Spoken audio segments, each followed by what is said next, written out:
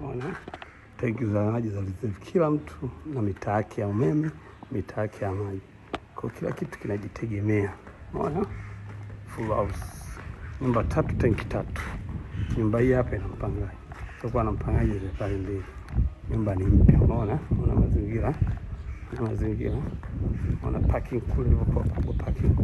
Una parking ilivyokuwa kubwa. Unaona? Mazingira.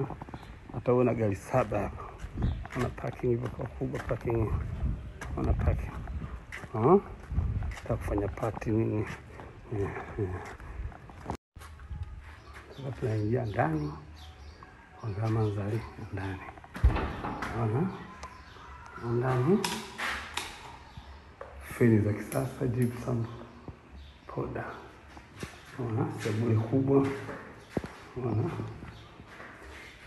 Sebule kubwa.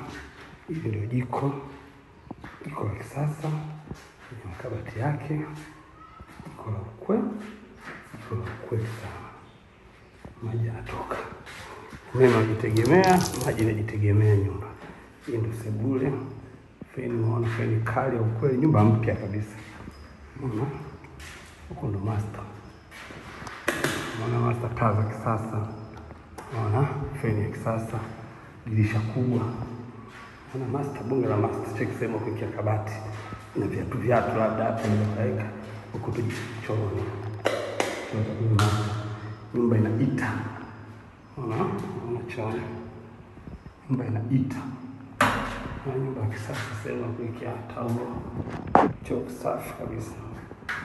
Unaona?